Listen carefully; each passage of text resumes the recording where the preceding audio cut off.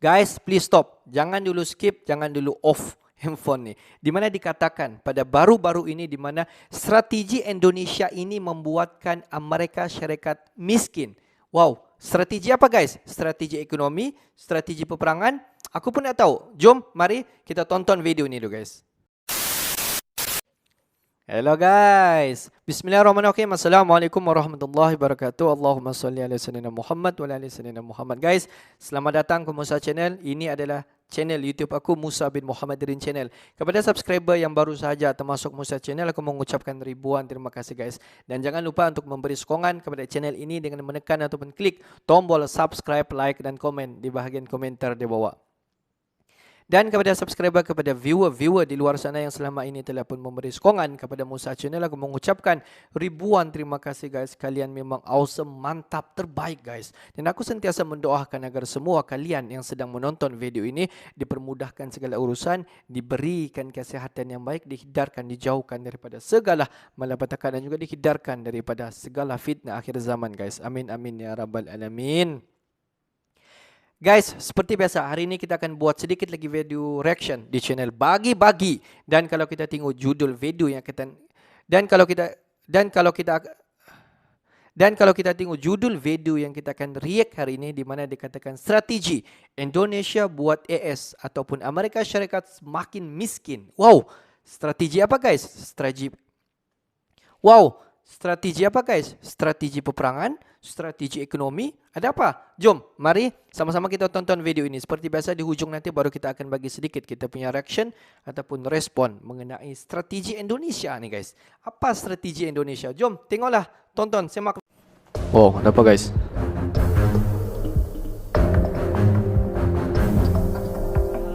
Halo sahabat Bagi-Bagi, alasan perdamaian dunia, AS meminta-minta ke Indonesia buka kembali ekspor bahan mentah, hilirisasi terganggu berat. Wow. Kita ingin negara kita di 2045 menjadi 5 besar ekonomi terkuat di 2025. dunia. Kalau kita konsisten bekerja keras, kalau kita berani memutuskan dan tidak takut terhadap negara manapun. Saat kita menstop ekspor bahan mentah nikel, kita dibawa ke WTO. Baru 2 bulan yang lalu kita kalah. Tapi keberanian kita menghilirisasi bahan-bahan mentah, itulah yang akan terus kita lanjutkan meskipun kita kalah di WTO. Kita ingin GDP ekonomi kita bisa mencapai nantinya 7 triliun US dollar di 2045. Mantap, artinya kita sudah menjadi negara maju. That's why we're proud to partner with Indonesia. Itulah mengapa kami sangat bangga bisa bekerja dengan Indonesia untuk mencipta kerjasama tradisi energi dan tidak segera, tapi segera yang mungkin. Create the just energy transition partnership, not just like soon, but to be just. Jika Indonesia dan negara lain tidak setuju, kita harus dalam pandangan saya. Wow, ada apa guys? Ini channel Bagi-Bagi guys. Sahabat Bagi-Bagi, ternyata persoalan soal ekspor dari Indonesia belum usai kegaduhannya sampai sekarang. Lantaran, Presiden Amerika Serikat, Joe Biden, meminta dengan tegas kalau Presiden Joko Widodo buka kembali ekspor nikelnya ke negara barat dengan alasan perdamaian dunia. Dengan pernyataan tersebut, kapan Indonesia akan menjalani hilirisasinya dengan serius? Kalau negara barat terus mepet ke Indonesia, dikarenakan persoalan ekspor nikel yang terus menghantui Indonesia. Kenapa negara barat terus berusaha ingin bahan mentah dari Indonesia? Apakah dikarenakan mereka mempunyai darah DNA asli dari sang penjajah dahulu? Atau, apakah mereka terus meminta bahan mentah dari kita, karena mereka tak mampu menahan invasinya yang terus naik, yang membuat warganya menjadi sangat menderita, dikarenakan invasi? Mari simak video ini baik-baik, karena yang terjadi sekarang itu adalah kejadian nyata yang dibuat oleh kita sendiri. Sahabat Bagi-Bagi, Presiden Joko Widodo mengatakan, kebijakan hilirisasi bahan mentah akan terus dilanjutkan, meski Indonesia kalah dalam gugatan larangan ekspor nikel yang diajukan oleh Uni Eropa. Yang terbaru, Presiden Jokowi mengatakan, saat kita mengstop ekspor bahan mentah nikel, kita dibawa ke WTO, baru 2 bulan yang lalu, kita kalah. Tapi keberanian kita menghilirisasi bahan-bahan mentah itulah, yang akan terus kita lanjutkan, meskipun kita kalah di WTO. Terkait permasalahan nikel ini, Amerika Serikat rupanya ikut terseret dampak pelarangan ekspor nikel, lantaran, bukan hanya Eropa saja yang memerlukan nikel Indonesia, tetapi juga Amerika Serikat, salah satu industri terbesar, di bidang mobil listrik. Hal ini pun ternyata, sudah berusaha dinegosiasikan, oleh Presiden AS Joe Biden, ketika di KTT G20 Bali kemarin. Di sesi pertemuan bilateral Indonesia-Amerika Serikat, Joe Biden meminta, Presiden Jokowi membuka kembali keran ekspor nikel, demi perdamaian dunia. Biden mengatakan, jika Indonesia tetap melawan, dan bersikeras melarang ekspor nikel, Indonesia akan berurusan dengan seluruh negara maju di dunia. Beberapa hari setelah pertemuan tersebut, ancaman Joe Biden itu pun menjadi kenyataan. Indonesia diserang habis-habisan di persidangan gugatan nikel di WTO, di mana WTO mengatakan Indonesia telah dengan sengaja melakukan pelanggaran berat dengan melarang ekspor nikel. Bahkan, berbagai sanksi ekonomi sudah menanti Indonesia jika masih berusaha melawan Uni Eropa dan AS. Di luar dugaan, Presiden Jokowi malah mengatakan, Indonesia harus berani mengambil keputusan, dan tidak takut terhadap negara manapun. Jokowi ingin, Indonesia menjadi salah satu dari 5 besar negara, dengan ekonomi terkuat pada 2045. Kita ingin negara kita di 2045, menjadi 5 besar ekonomi terkuat di dunia. Kalau kita konsisten bekerja keras, kalau kita berani memutuskan, dan tidak takut terhadap negara manapun, ucap Jokowi. Sebelumnya, pemerintah menyetop ekspor nikel. Jokowi mengklaim, kebijakan itu mampu meningkatkan nilai ekspor nikel, dari 15 triliun rupiah, menjadi 300 triliun rupiah. Meski demikian, Indonesia harus menghadapi gugatan di Organisasi Perdagangan Dunia, WTO. Uni Eropa melayangkan gugatan, atas kebijakan Jokowi menyetop ekspor bahan mentah tersebut. WTO belakangan memutuskan, Indonesia kalah dalam gugatan tersebut. Sahabat bagi-bagi, kalau begini teruskan pada akhirnya kita yang pusing, ingin jalani hilirisasi, tetapi seperti tak ada negara yang mendukung Indonesia, malahan, mereka yang dianggap negara berkuasa, malah menghalangi Indonesia, untuk menjadi negara maju. Pada akhirnya, Presiden Jokowi menyatakan, telah berbicara dengan Presiden Komisi Eropa, Ursula von der Leyen, melalui hubungan telepon. Dalam percakapan di telepon itu, Jokowi hendak memastikan, perihal berbagai hal, khususnya terkait diskriminasi, seluruh produk CPO, atau olahan kelapa sawit. Merespon berbagai pertanyaan tajam Presiden Jokowi, Presiden Komisi Uni Eropa von der Leyen mengatakan, Eropa menghargai penuh Indonesia, sebagai tekan bisnis yang sangat penting.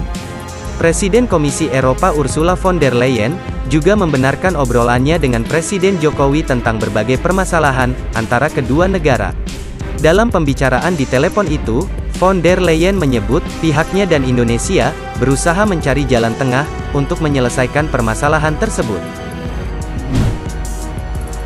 Sahabat bagi-bagi, untuk diketahui, gugatan sengketa pemerintah Indonesia, terhadap regulasi RED II Uni Eropa di forum DSB, WTO, terus bergulir. Dalam rangka menghadapi sidang DS 593 tersebut, Direktorat Pengamanan, Perdagangan Kementerian Perdagangan, menggelar rapat persiapan awal, penyusunan posisi Indonesia, pada Rabu pekan lalu. Gugatan sengketa DS 593 di WTO, dilakukan pemerintah Indonesia untuk memperjuangkan, minyak sawit, dan biofuel berbahan baku minyak sawit, agar terbebas, dari diskriminasi oleh Uni Eropa. Pemerintah Indonesia memandang, RED II, dan DRI-LUC, merupakan bentuk diskriminasi, dan strategi ekonomi, dan politik, merugikan yang dapat menghambat, akses pasar minyak kelapa sawit di Uni Eropa. Sebelumnya, Direktur Utama, Badan Pengelola Dana Perkebunan Kelapa Sawit, Edi Abdurrahman, menyatakan, pemerintah akan mengubah strategi, dalam melawan kampanye hitam, minyak kelapa sawit di pasar global, terutama di Uni Eropa.